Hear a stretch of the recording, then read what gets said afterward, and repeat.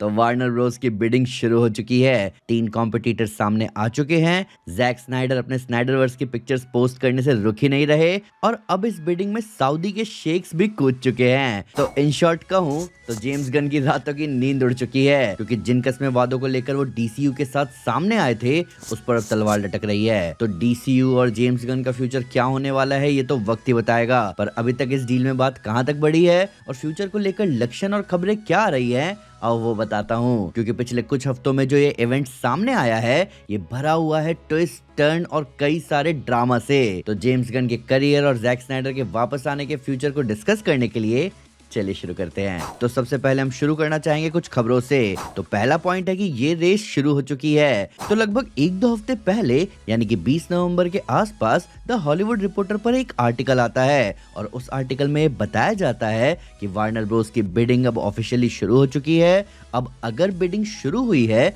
तो वहां बिडर्स भी होंगे। तो वार्नर ब्रोस को खरीदने के लिए अब 3 फाइनल बिडर्स सामने आए हैं, जो है पैरामाउंट, नेटफ्लिक्स और कॉमकास्ट, और तीनों ने ही अपनी इनिशियल बिड सबमिट कर दी है। अब ऑफिशियल रिपोर्ट्स के हिसाब से पैरामाउंट ही वो कंपनी है जो कि पूरे के पूरे वार्नर ब्रोस के पोर्टफोलियो को खरीदना चाहती है। अब इस पोर्टफोलियो में वार्नर ब्रोस की फिल्म और टेलीविजन स्टूडियोज आते हैं, जैसे कि एचबीओ और एचबीओ मैक्स, साथ ही केबल चैनल्स जैसे कि टीएनटी, टीबीएस, सीएनएन, एचजीटीवी और फूड नेटवर्क। वहीं नेटफ्लिक्स और कॉमकास्ट दोनों ही बस फिल्म और टेलीविजन स्टूडियोज और स्ट्रीमिंग बिजनेस को खरीदना चाहते हैं। यानी कि ये दोनों ही कंपनीज वार्नर ब्रोस के केबल चैनल्स में इंटरेस्टेड नहीं है और वो उसके लिए बिड नहीं कर रहे हैं। अब ये सुनकर आपको लग रहा होगा कि भाई पैरामाउंट ये बिड जीत जाएगा क्योंकि वो अकेला है जो पूरे वार्नर ब्रोस को खरीदना चाहता है। तो मैं आपसे कहूंगा कि ऐसा नहीं है दोस्तों, क्योंकि बहुत टाइम पहले से ही वार्नर ब्रोस अपनी कंपनी के फिल्म स्टूडियोज और चैनल्स को अलग अलग बेचने का फैसला ले चुका है। तो वार्नर ब्रोस को कोई दिक्कत नहीं अगर नेटफ्लिक्स और कॉमकास्ट को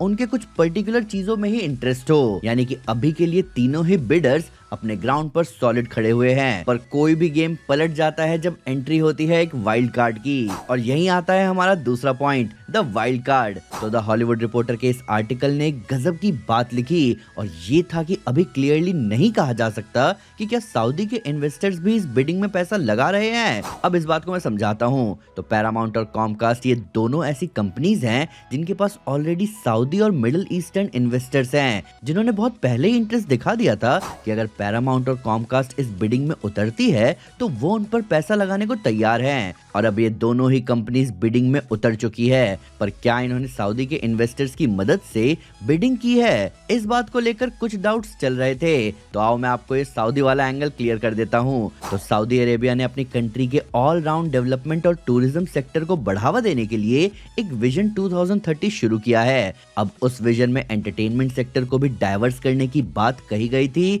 जिसके तहत सऊदी में ढेर सारे थीम पार्क्स बनवाने का भी आइडिया है। अब अपने इसी विजन 2030 को ही पूरा करने के लिए सऊदी के इन्वेस्टर्स दुनिया के जाने माने एंटरटेनमेंट कंपनीज में पैसा लगाना चाहते हैं और यही रीजन है कि पैरामाउंट और कॉमकास्ट अब सऊदी के इन्वेस्टर्स और पार्टनर्स के साथ मिल चुके हैं और इसके कई बड़े सबूत सामने आए हैं। जैसे 18 नवंबर को डोनाल्ड ट्रंप ने सऊदी के क्राउन प्रिंस के लिए एक डिनर पार्टी रखी थी और उस पार्टी में पैरामाउंट के सीईओ डेविड एलिसन को भी इनवाइट किया गया था। वहीं न्यूयॉर्क पोस्ट की रिपोर्ट के हिसाब से कॉमकास्ट के सीईओ ब्रायन रॉबर्ट्स 12 नवंबर को सऊदी के दौरे पर गए थे और ये दौरा प्योरली बिजनेस और इन्वेस्टमेंट के पर्पस से था। इनफैक्ट इस रिपोर्ट के हिसाब से ब्रायन रॉबर्ट्स सऊदी के किरिया में भी गए थे और ये वही जगह है दोस्तों जहां पे वो थीम पार्क्स बनने वाले हैं। यानी कि अब क्लियरली कहा जा सकता है कि मिडिल ईस्ट के इन्वेस्टर्स इस डील में कूद चुके हैं और वो पूरे दिल से वार्नर ब्रोस में पैसा लगाना चाहते हैं, क्योंकि अगर वार्नर ब्रोस उनके हाथ आ गया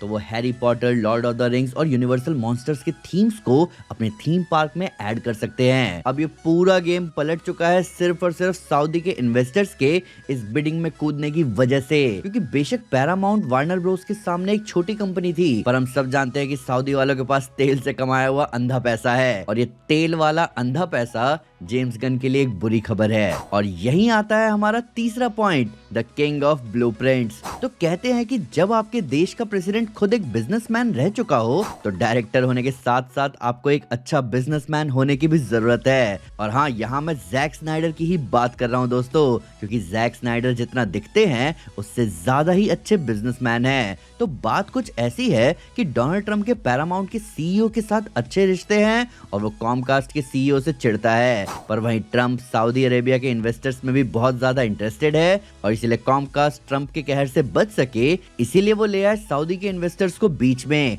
and guess what, Zack Snyder के सऊदी के इन्वेस्टर्स के साथ बहुत ही बेहतरीन रिश्ते हैं, क्योंकि जैक स्नाइडर ऑलरेडी सऊदी के साथ काम कर चुके हैं। तो जिन्हें नहीं पता उन्हें मैं बता दूं कि जैक स्नाइडर और यूएफसी दोनों ने ही पार्टनरशिप करी है सऊदी अरेबिया के जनरल एंटरटेनमेंट अथॉरिटी के साथ एक फिल्म बनाने के लिए जिसका नाम है ब्रॉलर, और इस मूवी के राइटर और डायरेक्टर दोनों ही जैक स्नाइडर होने वाले हैं। और इस पार्टनरशिप डील के हो पाने का मेन रीजन यही था कि सऊदी के इन्वेस्टर्स जैक स्नाइडर की क्रिएटिविटी पर बहुत भरोसा करते हैं और माहौल अब यह है कि स्नाइडर खुद उनके एंटरटेनमेंट एक्सपेंशन का पार्ट बन चुके हैं और इसी वजह से कई इनसाइडर खबरें आने लगी हैं, जैसे कि एक आर्टिकल पब्लिश किया कॉस्मिक बुक वालों ने, जहां उनके एक ट्रस्टेड सोर्स ने उन्हें बताया कि अगर सऊदी पैरामाउंट को बैक करेगी और पैरामाउंट ने वार्नर ब्रोस को खरीदा तो वो एक देन एंड देयर एंडिंग होगी करंट डीसीयू की। यानी कि पैरामाउंट अगर इस बिडिंग वॉर को जीतती है तो डीसीयू को बंद कर दिया जाएगा, सारे अनाउंस प्रोजेक्ट स्क्रैप कर दिए जाएंगे और पूरे क्रिएटिव्स को फायर कर दिया जाएगा,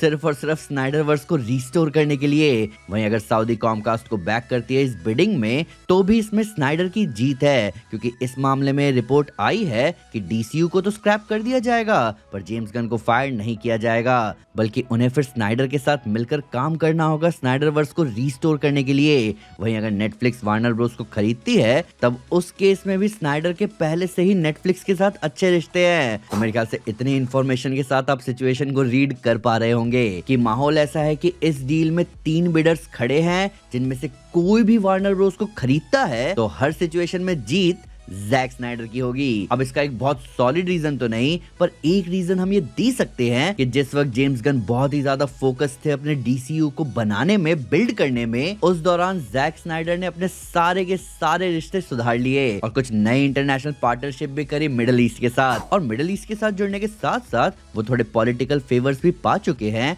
वेटरन्स डे के दिन ही सुपरमैन के पोस्ट करने की वजह से, क्योंकि उस दिन जेम्स गन ने कुछ भी पोस्ट नहीं किया था और फिर उसके बाद से ही जैक स्नाइडर लगातार अपने डीसीयू की पिक्चर्स पोस्ट किए जा रहे हैं। तो इतने सारे डिस्कशन और रेवलेशंस के बाद तो हम एक ही कहावत कह सकते हैं कि एक शातिर इंसान एक अच्छे वकील को जानता है पर एक शातिर वकील एक अच्छे जज को जानता है। और यहाँ पर वही बात हुई है कि जेम्स गन एक बहुत ही क्रिएटिव इंसान थे तो उन्हें डीसीयू का एग्जीक्यूटिव बना दिया गया, पर वही जैक स्नाइडर ने रिश्ते बनाए इन्वेस्टर्स के साथ, जो अल्टीमेटली बहुत बड़ा डिसाइडिंग फैक्टर बन रहा है जेम्स गन के फ्यूचर के लिए। और इस फ्यूचर में टाइमलाइन किसी भी रास्ते जाए, अंत में प्रॉब्लम हमें जेम्स गन को ही होते हुए दिख रही है। पर अब आप बताओ कि आपका क्या कहना है इस पूरी सिचुएशन के बारे में? आपके हिसाब से सही में माहौल ऐसा है कि सब कुछ सिर्फ स्नाइडरवर्स को रिस्टोर करने के लिए किया जा रहा है, या फिर लोग बिडिंग जीतने के लिए कुछ भी वादे किए जा रहे हैं? आइए इन सब के बारे में कमेंट्स में डिटेल में बात करें। वीडियो अच्छी लगे तो लाइक जरूर करें और चैनल को सब्सक्राइब करना ना भूलें। साथ ही साथ एक स्टेप आगे आकर अपने फेवरेट चैनल को सपोर्ट करें मेंबरशिप लेकर। Thank you guys, this is Aman Sinha, you are super super. Piece.